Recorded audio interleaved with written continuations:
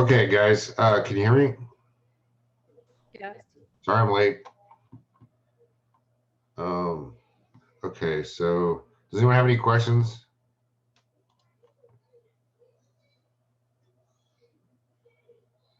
Okay, I'll take that as a no. So, let's see.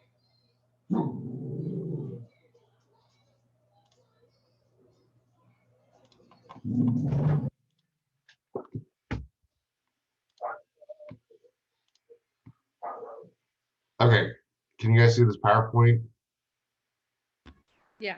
Okay, so we left off talking about the ribosomes. And so what ribosomes do is they basically decode the message in mRNA and they turn that message into proteins. So the ribosomes are located in two places. They're either bound, which means they're attached to the endoplasmic reticulum or the ER,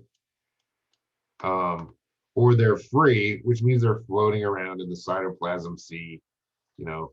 And we talked a little bit about the purpose of either having attached or free ribosomes is because you might want to send proteins or things outside of the cell.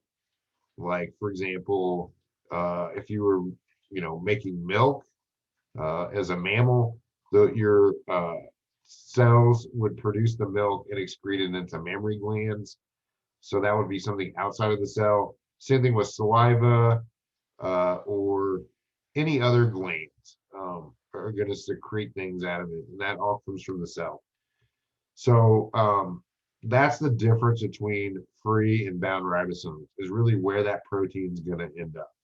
Is it going to be inserted into the endoplasmic reticulum and then exported, or is it going to stay in the cell or be put into other organelles? We will talk extensively about how this works in chapter 8, but um, I'll just real quickly run this down. So the way this works is that you have your cell and you have your nucleus, and right outside of the nucleus, remember the nucleus has two membranes and it shares with the endoplasmic reticulum. So I know the endoplasmic reticulum is real. It has all these cisterna, which we call, basically increases the surface area by folding stuff. And so if we made a protein, let's say we made this protein, we'll just make it green. We'll call it green fluorescent protein. So this green protein is going to get made on bound ribosomes here and then imported into the endoplasmic reticulum. So remember, all of these membranes are bound by phospholipids, that phospholipid bilayer, even the ER. And so it's kind of like having something inside a fat bubble. And when what happens is there are other things that are going to pinch this off. So it will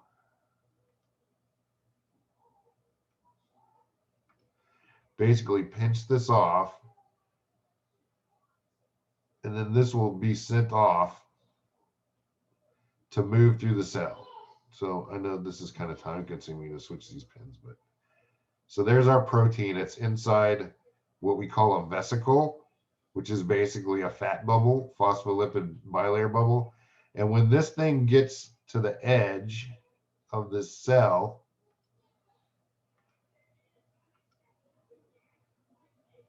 right here, it's going to fuse with the outside part of the cell as well. And when it does that, shoot, when it does that, it's going to release its contents outside of the cell.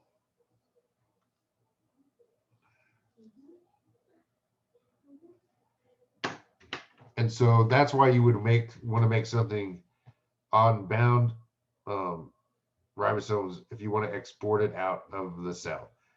So like an example would be milk, or an example would be saliva, like the proteins in there that break down your food, or the compounds that are made in milk, or antibodies are made this way too. So a lot of things would be exported out of the cell. And I'll show you, there's a video on vesicles, but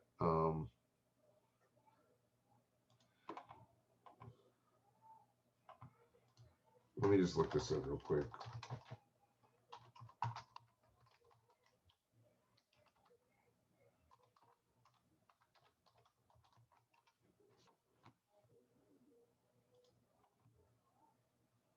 Cells can move large particles across the membrane by bulk transport. Bulk transport into the cell is called endocytosis. Bulk transport out of the cell is called exocytosis. Okay, so I know this is blurry. This is a YouTube video. The cell membrane folds into a pouch surrounding particles outside the cell. So this is how it pulls it in and makes a vesicle. So you can pull things from the outside to the inside. And that is called endocytosis, which means endo means in and exo means out. So what we're talking about is exocytosis, which is a little different, but I'm just going to fast forward so you can see exocytosis. So this is what we're talking about. Opposite of endocytosis. Particles are transported out of the cell.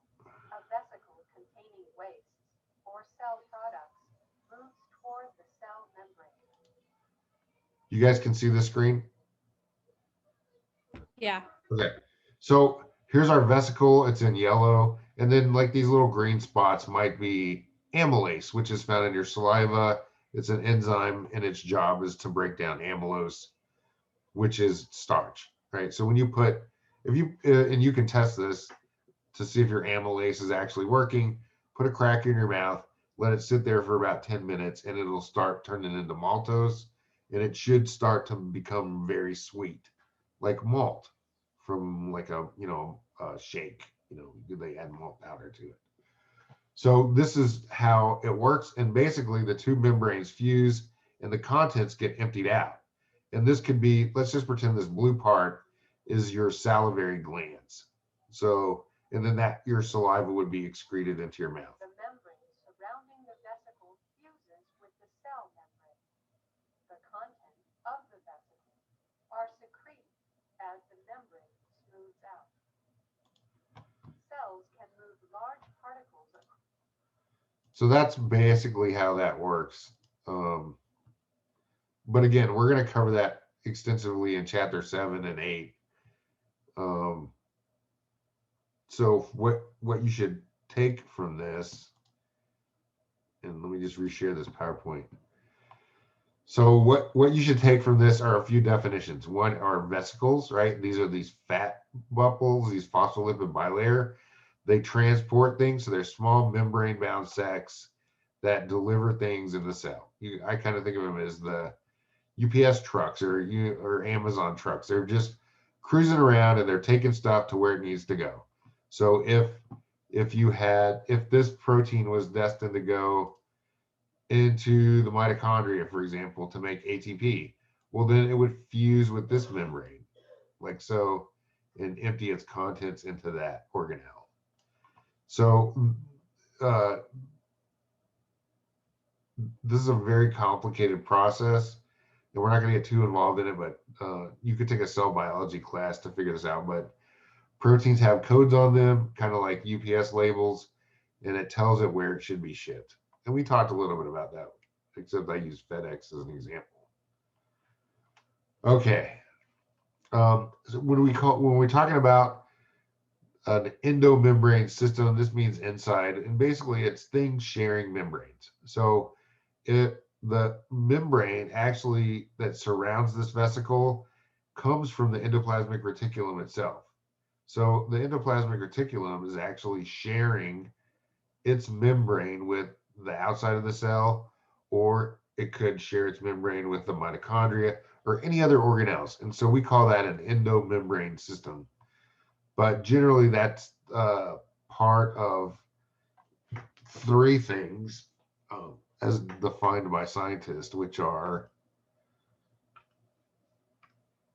the endoplasmic reticulum as part of the endomembrane system, the Golgi and the Lysosomes, and vesicles, because they're the intermediary, they're the trucks that ship things in between these. So that's what's called the endomembrane system. They're physically attached or indirectly linked via these transport vesicles. Remember, the vesicles are only found in eukaryotes because prokaryotes don't have organelles. And membranes are constantly changing in thickness. The ER is giving up its membrane, so it's going to get smaller. And that membrane is becoming part of the cell outside of the cell, so it's getting bigger, right? And we know that the cell can only be so big. So at some point, you're going to have to use, you're going to have to make another vesicle that ships back and fuses with the endoplasmic reticulum. So this is a real dynamic system. It's constantly changing.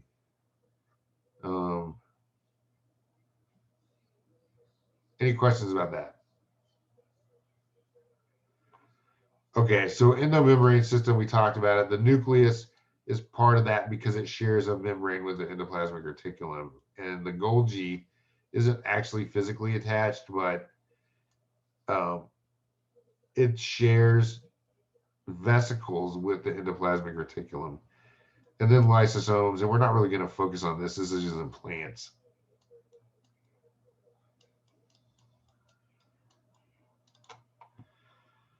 Okay. So we're going to get into specifics for the ER. The endoplasmic reticulum, usually we call it the ER. You can think of it, you can use a word association in emergency room, whatever. It's a network of these folded cisternae, which create what we call the cisternal space. So let me sort of do a drawing over here because that's really a tight drawing.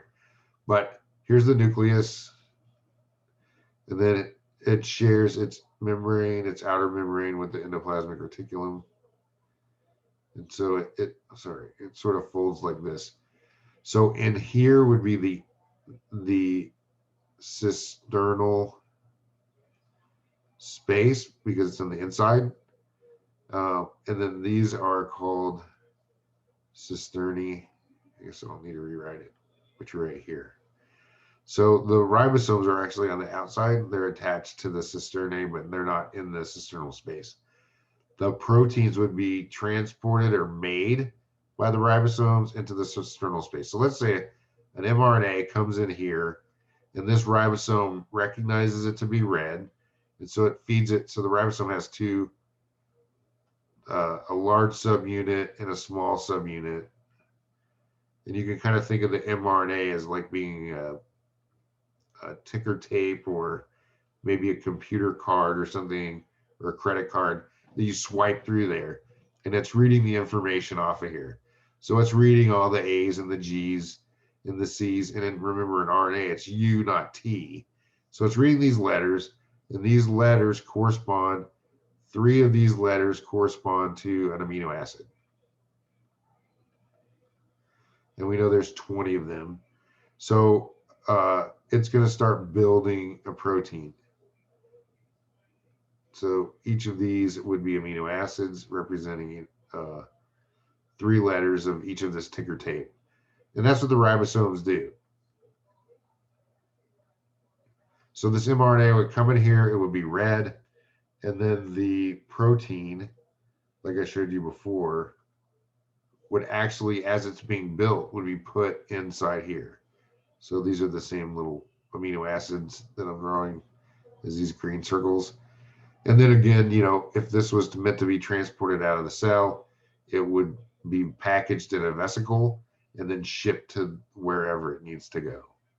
So what you need to take out of this is the endoplasmic, where the endoplasmic reticulum is located, that it shares its membrane with the nucleus, that it has cisternae, which is a new word. So, you know, make a flashcard or whatever you want, a note card to learn that. It's probably in the word crosswords, but it might not be. If I could figure out a way to put it in there. You need to know that. You need to know cisternal space, so that's another, it's just a location, and that's how scientists talk, which is the inside part of the endoplasmic reticulum. Remember, like we said, it's continuous with the outer membrane of the nucleus, which is shown here. Here's the nucleus. This is where they're joined right here. And that the ER has two kinds, rough and smooth. So all that stuff you need to know for the exam. Any questions? I have a question about the how it. Sorry. I have a question about how it moves from the bound and free. Does that have anything to do with smooth or rough? Yeah. So I'm not going to get too deep into this because this is like a multi-chapter question. But inside your nucleus, you have DNA. And that you guys know that DNA is made of A's and G's and C's and T's, and I'm just going to make a series of letters. So there is a enzyme that goes into the nucleus, and its job is to read that DNA. I showed you this enzyme when we were talking about how important shape was. I think this is in chapter 2. But it's called DNA polymerase. And so its job is to read the DNA and turn it into mRNA. So what it's going to do is it's going to come and see this A, and it's going to put a U in its place because there's no T, and A's pair with U's in RNA. So it's going to make mRNA, and it sees this G, and it'll put in a C. It sees this C, it'll put in a G, and we can go through the whole thing. And this is going to be the mRNA. So this mRNA is going to snake out of the nuclear pore that we talked about earlier when we were on the nucleus in this chapter. And that mRNA will end up coming out. And now it's ready to be read by the ribosomes. So the ribosomes are going to, I'll just make the ribosome purple. So the ribosomes they're either in the cytoplasm, right? Or they could be, here's a drawing of the ER. So the ribosome could be here, or the ribosome could be here. Now this mRNA has a code on it right here, like a barcode, that tells it, is it supposed to go to, so this would be bound or free. What ribosome should it go to? And it really depends on, is it supposed to go outside of the cell or stay inside the cell? So let's say it's supposed to go outside the cell. Well, this code is going to tell it to go here. And it's going to move over to there, to here. And it's going to connect with this ribosome. And that ribosome is going to start reading it and turn it into a protein that's going to be exported out of the cell. So the bound and free ribosomes serve a purpose. If it was going to stay inside the cell, if this was supposed to stay inside the cell, so let's say that this enzyme is supposed to break down glucose when it comes into your cell. Well, that happens inside the cell. So then it would go here instead of to the bound, and it would be read by the free ribosomes and made into a protein that sticks around inside the cell. So this is for inside the cell, free ribosomes are for inside the cell, bound ribosomes are for outside of the cell or other organelles. Does that answer your question?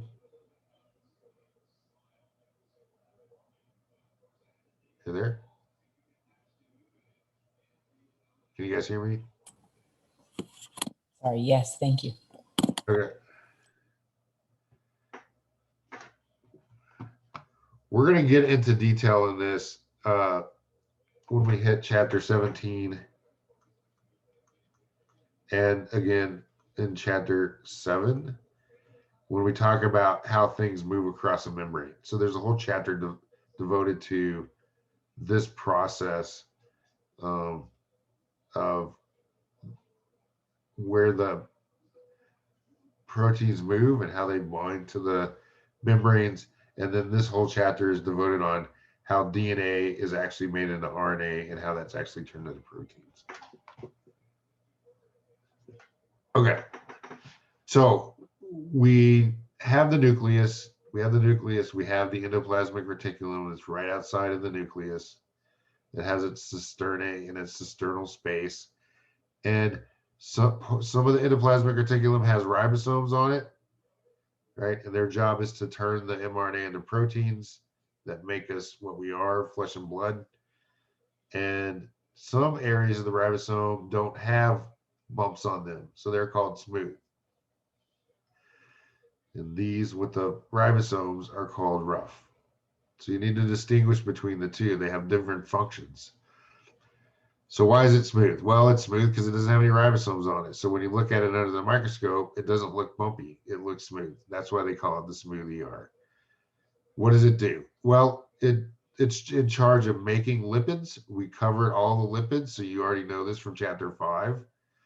It's in charge of making phospholipids, which we talked about again in chapter 5, and the steroids, which we also talked about in chapter 5. So its job is to make all the fats that we talked about in chapter 5 are made here on the smooth endoplasmic reticulum. Its job is to break down carbohydrates. So we talked about the different carbohydrates that we have. We talked, what's the carbohydrate that is found in humans that we use as our carbohydrate reserve? Glycogen. Yeah, that's right. Glycogen. And so glycogen is found in the smooth endoplasmic reticulum, and it is broken down there and turned into our energy source, ATP, right? It's because it's a quick and ready supply of energy that will allow us to run away and escape that bear that's chasing us or whatever. So it's very prominent in liver cells and also muscle cells. And it's really important to mobilize stored glycogen and glucose so that we can have a readily available energy source. So this glucose wouldn't be stored in your body. This would be, from something that you ate, like a starchy food or something. And then this would be stored as an energy reserve. How do animals normally store their fat, their energy? I just gave it away. It's fat. All right. It also is important in detoxifying drugs. So what happens when you swallow drugs and stuff is that there's something called the first pass. And if you go into medicine, you'll learn about this. First pass effect. So all drugs go through the liver first before they get introduced into your system. And there are enzymes in the liver that their job is to break down these drugs, and a lot of drugs will get changed into something completely different than what you take. So that's why they have to do clinical trials to see what these enzymes are going to affect, these enzymes will have on these drugs in this first pass. So the smooth endoplasmic reticulum is in charge of the enzymes that break down these chemicals in the first pass effect and every subsequent pass that goes through the liver. So, if you take a painkiller, then that would be broken down by the liver. If you drink alcohol, that's broken down by the smooth endoplasmic reticulum in the liver. If you're taking chemotherapeutic drugs, that's broken down by the smooth endoplasmic reticulum that's found in the liver. And as you increase the use of these drugs, right, like alcohol or even chemotherapy medicines, it increases the tolerance, you increase your tolerance by increasing the size of your smooth endoplasmic reticulum. So, you know, you probably heard about alcoholics have like really large fatty livers or cirrhosis of the liver. It's because of the increase in the size of the endoplasmic reticulum makes the cells larger, which makes the liver larger. And if you look under the microscope, you can pretty much tell an alcohol or drug abuser by the size of their smooth endoplasmic reticulum cells under a microscope. But it's not just, you know, drugs that can be abused or whatever. It's also drugs that you might give. So if you're giving a cancer patient chemotherapy, as you give that cancer patient that chemotherapeutic drug, the smooth endoplasmic reticulum will increase its size to deal with the breakdown of that chemical, which means it can break it down much faster, which means you need more of the drug to get the same effect. So tolerance increases in all patients to all drugs over time because of the smooth endoplasmic reticulum. And that's something that you want to keep in mind as a doctor or whatever. If you're treating a patient with a chemotherapeutic drug, the each dose you give them is going to have to be a little bit higher to deal with this increase in smooth muscle or smooth endoplasmic reticulum. And then the last thing it does is it stars calcium ions that are used for muscle contraction. Calcium is positively charged. So that is that an anion or a cation? Cation. Yes, chapter 2, you're good. So it's a cation.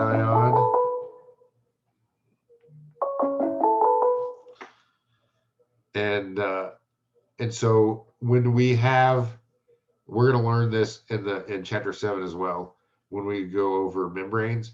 But your body moves ions across membranes that cause a buildup of a charge on one side. And if there's a positive charge on one side, by definition, there has to be a buildup of a negative charge on the other side. And this creates like a battery. We call it an electrical potential.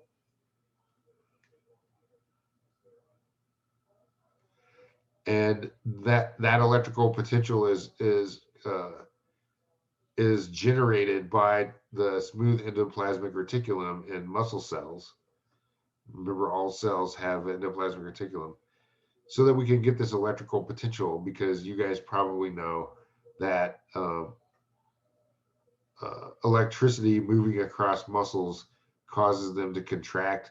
In fact, you know, they sell like this ab workout thing. You can put this on your abs and sit around on the couch, and apparently you can build your muscles up that way. It doesn't really work, but because the contractions aren't strong enough. But electricity is correlated to muscle contraction, and that's where this happens. All right. So for the test, I might ask you, why is the smooth ER called the smooth ER? And the answer is it has no ribosomes. I might ask you, what's the function of the smooth ER? So make sure that you are able to answer all this stuff. Synthesis of all the fats, and you should know what they all are from chapter 5. Synthesis of carbohydrates, you should know this from chapter 5, that we're talking about glycogen and glucose. That it detoxifies drugs and poisons, and it also is used for calcium ion storage. All right. Smooth ER. So the smooth endoplasmic reticulum, the rough endoplasmic reticulum. Why is it called rough? Well, it's rough because it has ribosomes attached to it. Its function is different than smooth. It manufactures those proteins that are going to be secreted outside of the cell, and I showed you guys why. So the way this works is the ribosomes synthesize the proteins, and I showed you that in an earlier slide. The polypeptides, which is a fancy word for protein, are inserted across the cisternae, right? So that's the new word we learned. So the protein goes across the cisternae of the ER. So it goes in here into the cisternal space, another new word that we just talked about. The protein folds in it to its correct structure. So remember that we learned this in chapter 5. The structure is primary, secondary, tertiary, and quaternary. So all that stuff happens to make that protein fold into its proper shape. Now, once it's in its shape, it can get modified, so we can add a sugar to it. And that happens in the ER. And so then it would become a glycoprotein. We could add a lipid to it. So we add a sugar to it, it's a glycoprotein. If we add a lipid to it, then it's called a lipoprotein.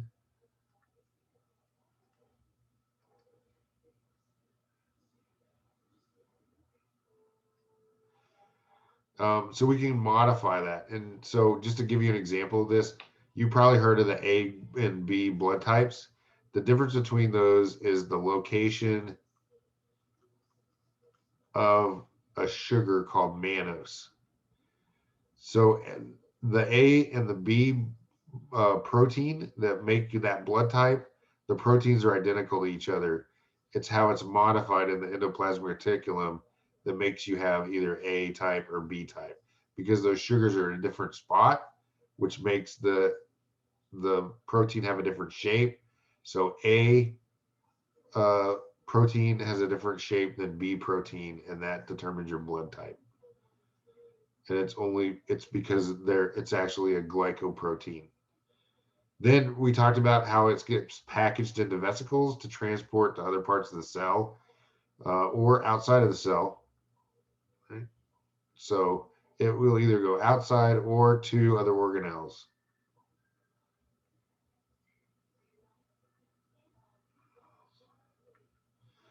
And then in this way, it also can make membranes to use in other organelles, because what happens is, let's say that this is the lysosome,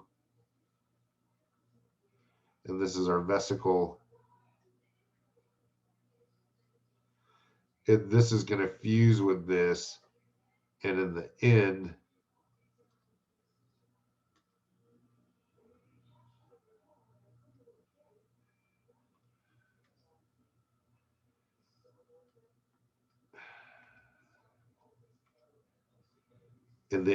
this would just become one continuous membrane. All right. Any questions? All right. I'm going to take a 30-second break to get a drink because my throat is dry. I'll be right back.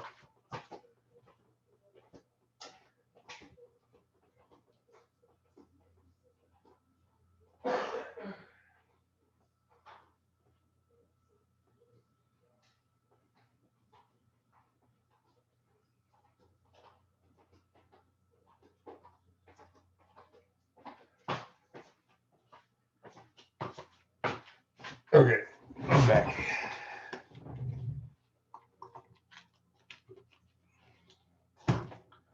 That's better.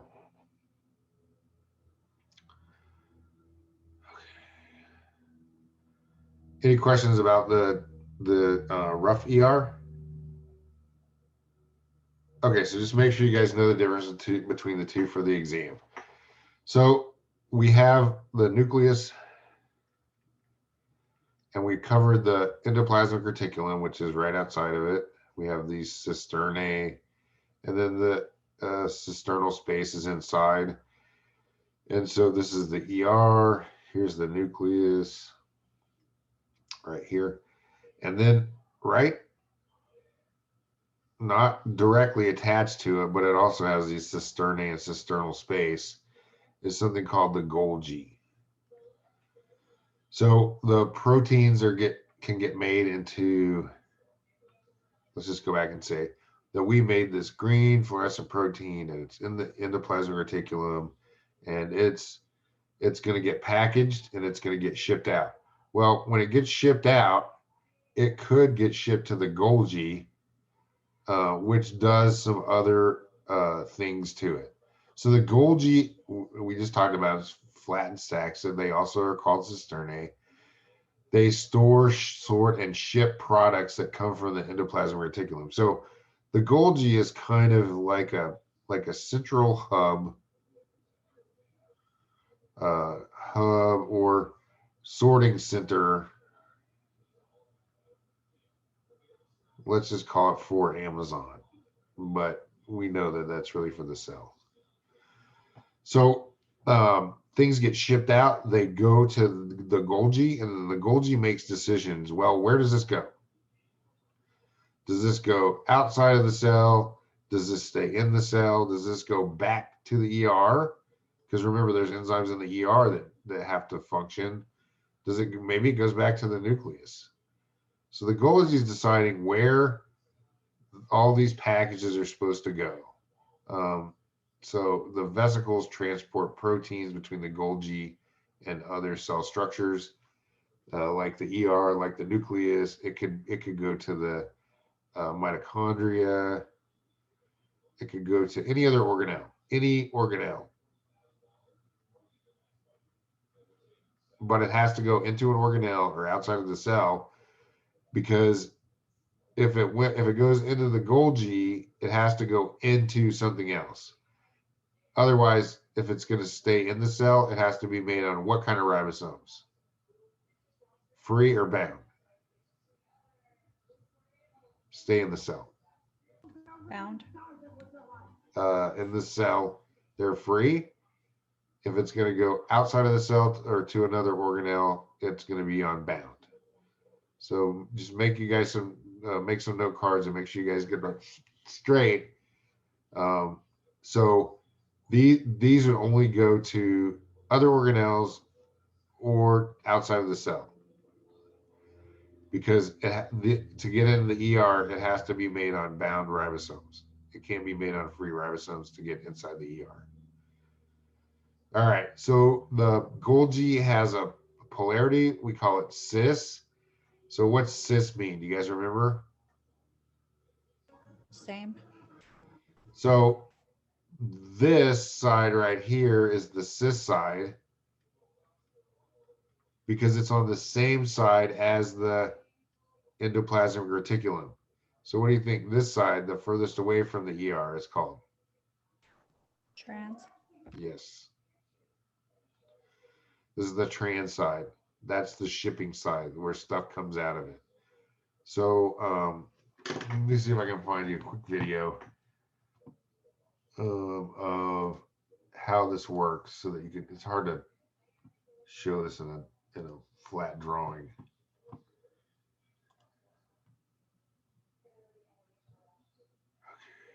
so I want to find.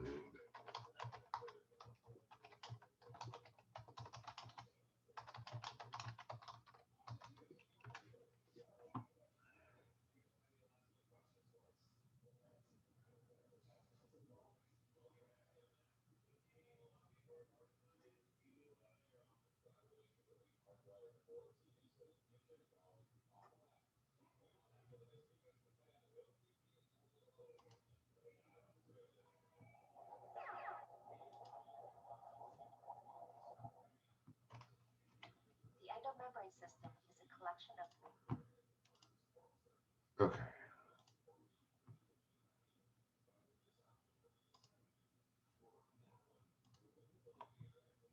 membrane-based organelles that work together to create, modify, and export cell products such as proteins and lipids. It consists of the nuclear envelope, the rough and smooth endoplasmic reticulum, the Golgi apparatus, and several types of vesicles. Let's start our tour with the endoplasmic reticulum. There are two types of endoplasmic reticulum, rough and smooth. The rough endoplasmic reticulum, or rough ER, is studded with ribosomes. These ribosomes are what give the rough ER its rough appearance. Ribosomes are responsible for producing proteins, which are packaged in the transport vesicles and carried to the Golgi apparatus. The smooth endoplasmic reticulum, or smooth ER, lacks ribosomes on its surface. This is why it's called smooth. The smooth ER is mainly responsible for the detoxification of harmful chemicals. It's also responsible for the production of lipids, which are also packaged into transport vesicles and sent to the Golgi apparatus. The Golgi apparatus is made of a series of flattened sacs that look a little like pancakes. Its job is to package and distribute cell products that are either destined for a specific location within the cell, such as the plasma membrane, or for secretion from the cell. You can think of the Golgi apparatus as the post office of the cell, where packages are dropped off and destinations are assigned. For example, some of the proteins from the rough ER are modified by the Golgi apparatus to become digestive enzymes, which are packaged into a special type of vesicle called a lysosome. The job of this particular lysosome is to fuse with another vesicle coming in from the plasma membrane. The lysosome's digestive enzymes then break down the contents of the vesicle, releasing nutrients for the cell. Other cell materials leaving the Golgi apparatus may be destined for secretion from the cell. For example, some might be hormones that help with body regulation, while others might be proteins that become part of the materials surrounding the cell. Before these products can be exported from the cell, they must first be packaged into a secretory vesicle. This vesicle then merges with the plasma membrane, releasing its contents into the external environment. The endomembrane system can be modified slightly to meet the specific needs of each cell. For example, a muscle cell usually has more rough ER because of its need for protein, while a liver cell usually contains more smooth ER because of its role in detoxification. Regardless of these modifications, the movement of materials within the endomembrane system is basically the same for all eukaryotic cells.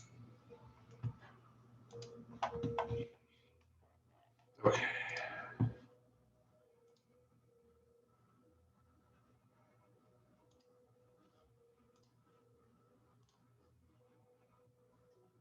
All right, so hopefully that shows you sort of how these things are transported and some of the purposes of the Golgi has. Another thing I might want to point out is that the Golgi can also modify things.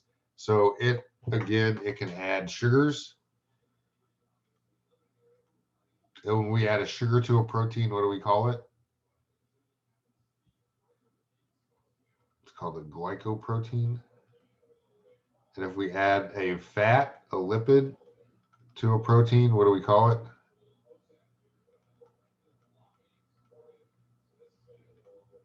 It's called a lipoprotein.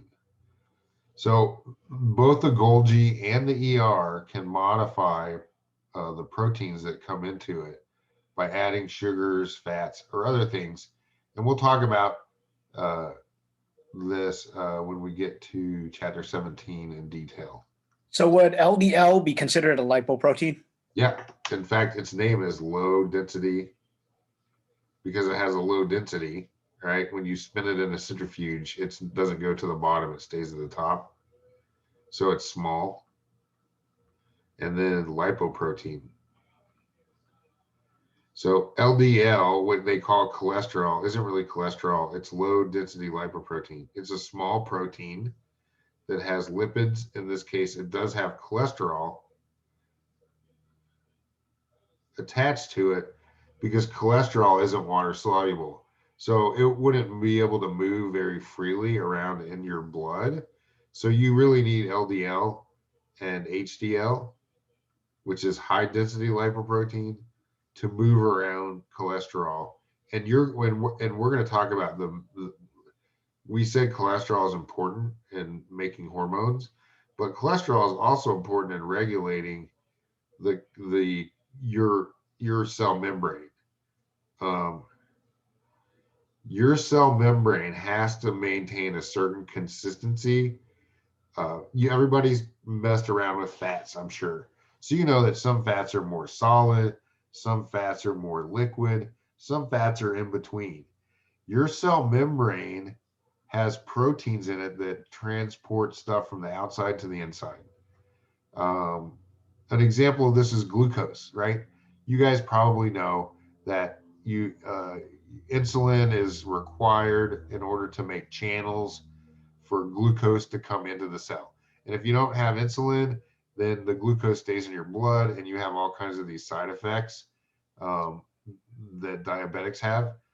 And you would think that having a whole bunch of sugar in your bloodstream wouldn't be a big deal, but the key here is that living systems are really fragile, and too much of anything can be a really bad thing.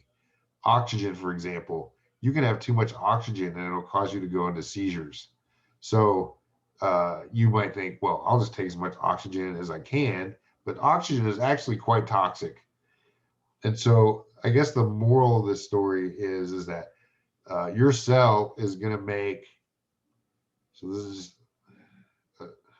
here's a cell. Inside the cell is this channel that's going to transport glucose into it. And so this channel has a specific shape that only allows glucose to go in it. Remember we said the most important thing in biology is shape. And so if the fats in the membrane get frozen, what happens to the shape?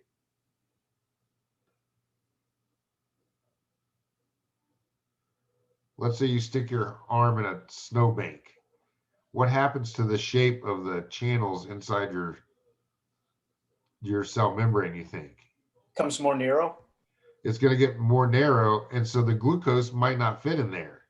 And that's why cold will kill you, because it's going to interfere with the shape of these transport proteins inside your cell. And if it gets too hot, then it's going to be too wide and the glucose won't fit in there right. It's going to let other things in.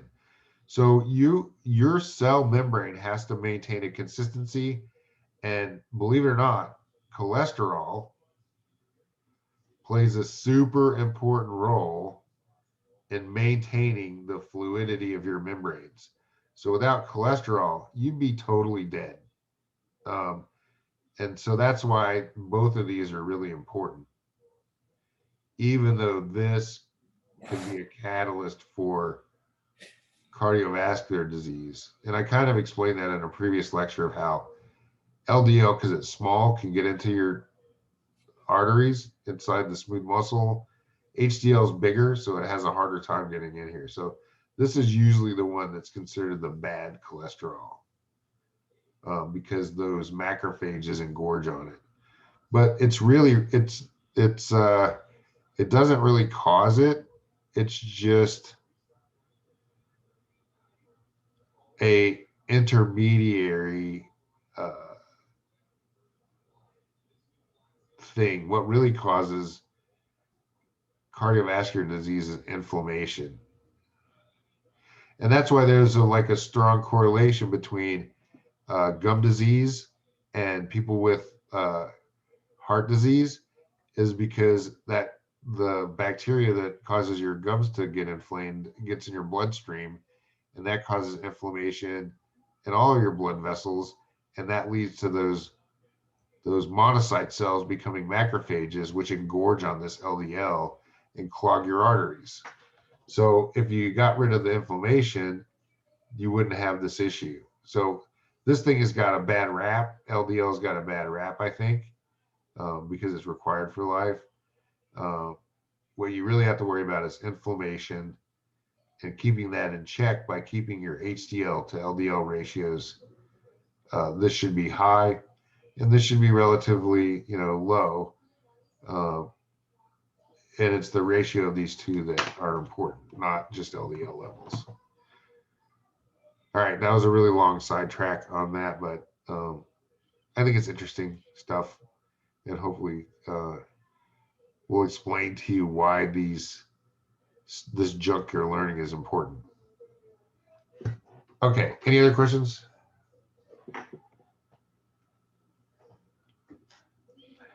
Yeah, and so LDL would be made by the endoplasmic reticulum and the Golgi, because it's exported out into your blood vessel.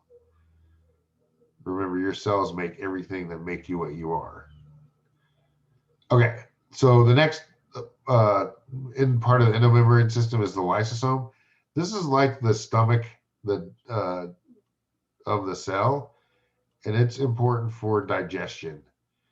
So your cell brings in all kinds of stuff from the outside.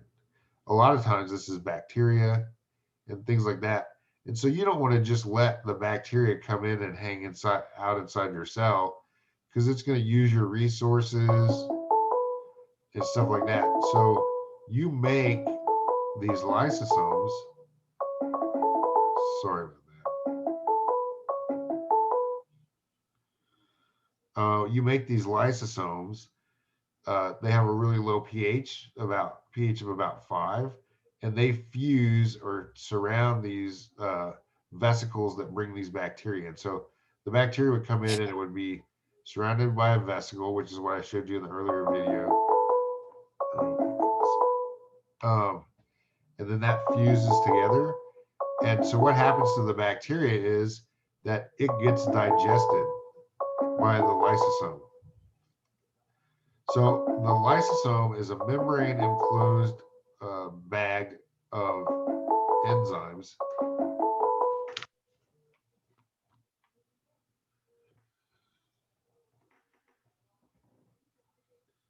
So it's a membrane enclosed bag of enzymes.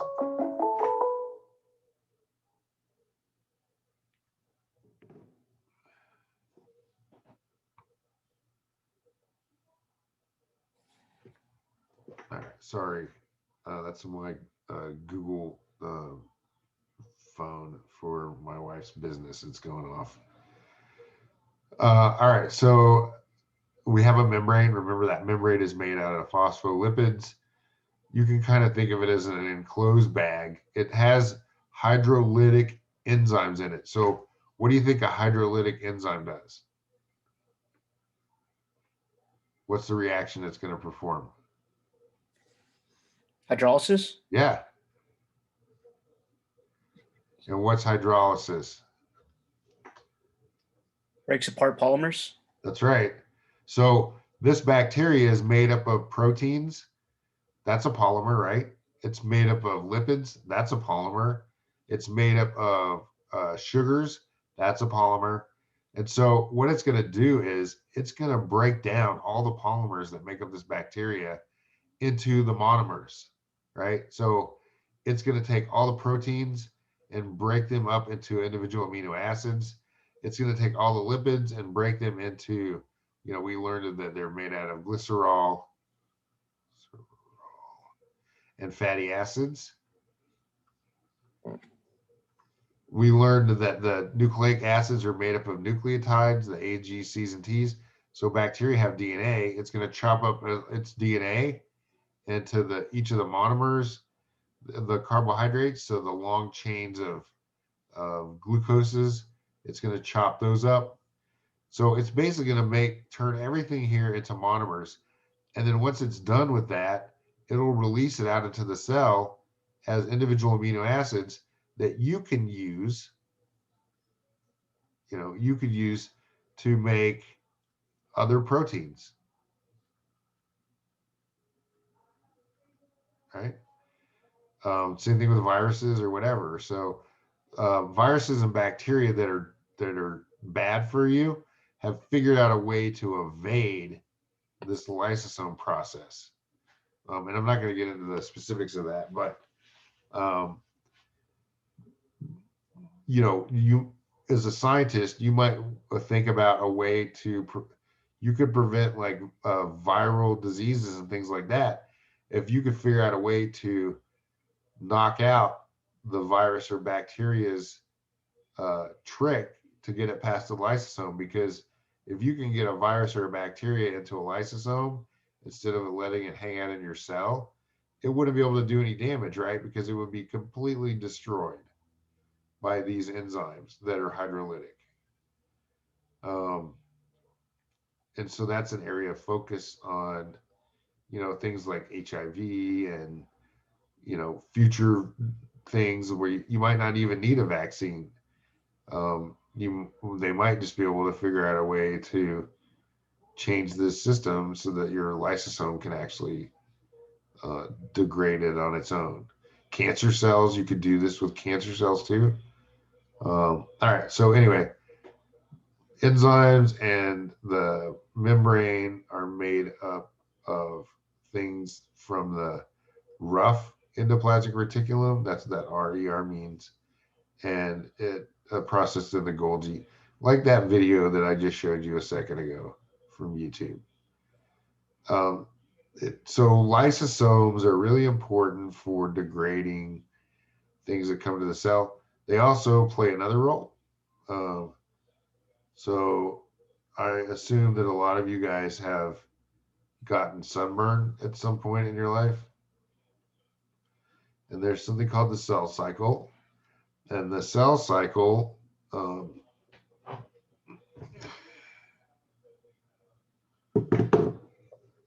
it has these checkpoints. So we have a G1, S, G2. We're going to learn this in chapter 12 in detail. And then we have the M phase, which is mitosis or meiosis, and you'll learn about meiosis in chapter 13. But what happens is that when you're making a new, so your skin cells are constantly being replaced. You may have just learned that. I don't know, but it's true. And you probably see these TV commercials that are like, oh, you've accumulated 10 pounds of dead skin cells in your pillows over the course of 10 years. And that's probably true. Well, maybe not 10 pounds, but a few ounces of dead skin cells, because your skin cells are always being replaced. And to make it a new skin cell, you have to copy that skin cell's DNA. And then we get two new skin cells. All right. So what happens is when you lay out in the sun causes damage to your DNA. And we're going to learn about that in chapter 16. It causes when there's any two T's next to each other, they fuse together, and that wrecks the ability of that enzyme to copy your DNA. So the more you're out in the sun, the longer you accumulate these mutations. And right here, there's at this point in the cell cycle, there's a checkpoint. And so you have to make a decision. At this point, you've already copied your DNA. So you have double the amount of DNA. And living things can't exist with twice the amount of DNA in their cells. I'll give you an example. So in humans, there's only one tolerated extra amount of DNA that individuals can be born with and live with, and that's Down syndrome. So that's trisomy 21, and we're going to learn about this in chapter 14. So anything else besides that would cause a miscarriage. So your cells cannot survive 2 times the DNA, because this is 1.5. It's actually 3 chromosomes instead of 2. And that's why it's called trisomy. It's 3, you have 3 21s. So imagine if you had 4 21s, you'd be dead. So the cell can't go back. It can't undo this doubling. It only has 2 options. One is to make 2 new skin cells with all these mutations in it, or the other one is to do something called apoptosis. Now, apoptosis, I'm going to jump over here. Apoptosis is cell suicide. The cell actually will kill itself. So what do you think would be better? If you couldn't if there's so much DNA mutation in here that you can't fix it before the skin cells divide, what would be better? To let them divide or to destroy that cell? Destroy that cell. Right. And so what happens is that there's an enzyme here, and I'm not going to get into the specifics of it. There's an enzyme here that tells a lysosome to open up, right? And so let's say that you have your cell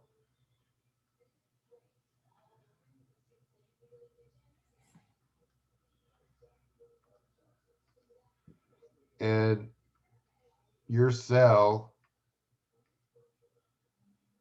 gets a signal to open the lysosome. Well, what's released out of the lysosome? Enzymes that break down carbohydrates. So that's going to go to your smooth ER and chop up all your glycogen. So you'll have no energy reserves, right? It has proteases that are going to degrade all of the proteins in your cell. All of the amino acids will get chopped, or all the proteins will get chopped up into individual amino acids, which means that like collagen, all that stuff will get destroyed. The enzymes to copy DNA will get destroyed. All of your enzymes will get destroyed. Your hemoglobin would get destroyed. Lipases, so what? All the lipids, the cell membrane would get destroyed. And if the cell membrane gets destroyed, what can we not maintain? Homeostasis. Yeah. And then all your DNA is going to get chopped up. So your instruction book just went through a cross-cut shredder.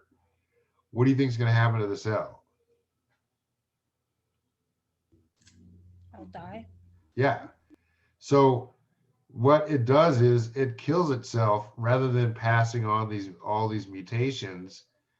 And people that get skin cancer, sometimes this checkpoint system is messed up, and the damaged skin cells get passed on. That's why it's bad to get sunburns, because you're increasing your risk of wrecking this gene and passing on the mutations that are caused from sun damage. I like to call these guys the 4 horsemen of the apocalypse, because they basically destroy everything. And that's why it's really important that you keep your lysosome intact and it has a membrane around it so that it doesn't wreck your cell. And also think about this. What if you made a protein that was supposed to go to the lysosome, like a DNase, and your Golgi screwed up and sent it to the nucleus instead? What would happen to your DNA? It would get destroyed. And so you don't want to get that mistake of shipping that package to the wrong person. Does that make sense? So is that part of the reason you feel sick if you get really sunburned, or is that just all the other side effects? Yeah, of it? because your immune system is now going around. You can't have all these dead skin cells hanging out.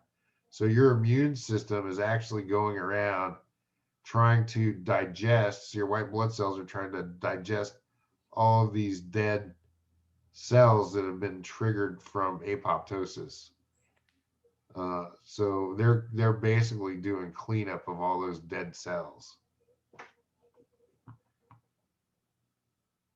It's like getting a vaccine that gives you a fever or whatever because your immune system's become active.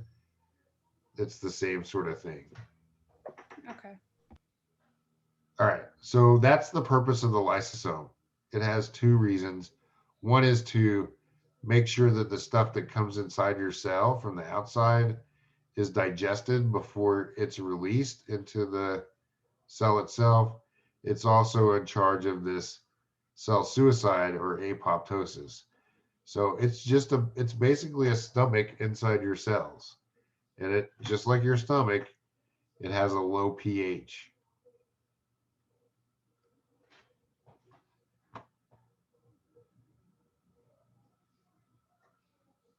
All right.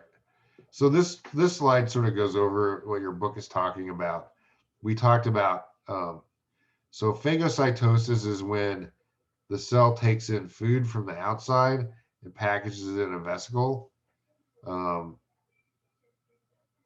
We're going to talk about this in chapter 7 when we talk about the membrane again. But anything that goes into the cell, like in vesicles, fuses with the lysosome from the Golgi that we talked about in that video, and then it digests it. So that, this might not be food. This could be a bacteria, could be a virus, anything from the outside of the cell, just to be safe, should be digested by the lysosome. And then sometimes you might want to get rid of broken parts of your cell or things like that. So this is like a dead mitochondria, which we'll talk about in a second. But mitochondria have DNA in them, and sometimes that DNA can get damaged and then they don't work right. And so you digest that mitochondria organelle so you can recycle the parts. If your cell didn't recycle all these amino acids and stuff, you would have to eat about 180 pounds of food every day in order to exist or to keep all of your cells active. And we know that that's not even possible. So this recycling is super important, and it's done a lot by the lysosome.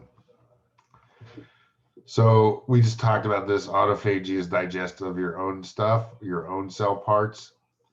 And then we talked about apoptosis in the last slide, which is programmed cell death. So this is a new word, and you need to know this word. So put it on your list of to know words. I think it's on the crosswords, but if it's not, it should be. And this is important for damaged cells and during development. And we'll talk about development later on when we get to chapters 12 and 13.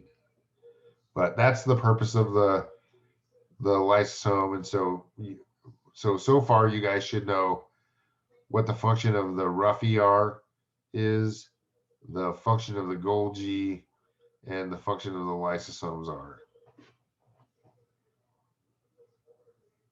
And that's the endomembrane system. Any questions about the endomembrane system? So we have the nucleus that holds the DNA. We have the ER, smooth ER. Its job is to make lipids, store carbs, and also to detoxify. Rough ER, it has ribosomes. That's why it's called rough. And ribosomes always make proteins. And in this case, those proteins are exported or sent to other organelles.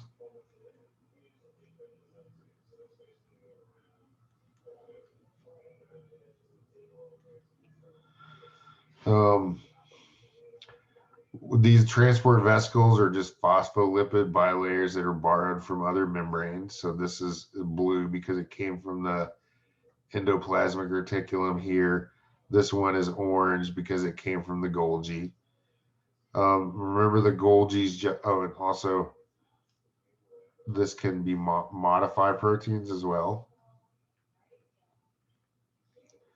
with sugars or fats. And it can do other modifications we won't get into, but that's their job of the ER. Golgi is to sort and ship these proteins that come into it, and it can also modify them as well. So we can add sugars and fats too. And then this stuff can get shipped to the plasma membrane and exported out of the cell into your salivary gland or mammary gland or whatever, you know, or your tear ducts, your sweat glands. All of this stuff can be exported. It can go into your blood to do things like hormone regulation, all kinds of reasons. And then the lysosome, we talked about that. What's its job? So it's to digest, and it can do auto, so it can do itself. Phagy is to digest, or it can digest things that come from the outside, and we said that that's endocytosis.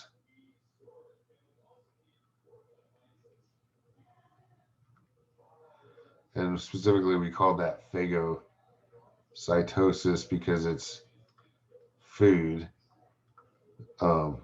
If it's drink, we would call it penocytosis. You don't need to know that. Just know phagocytosis for right now. We're going to take baby steps.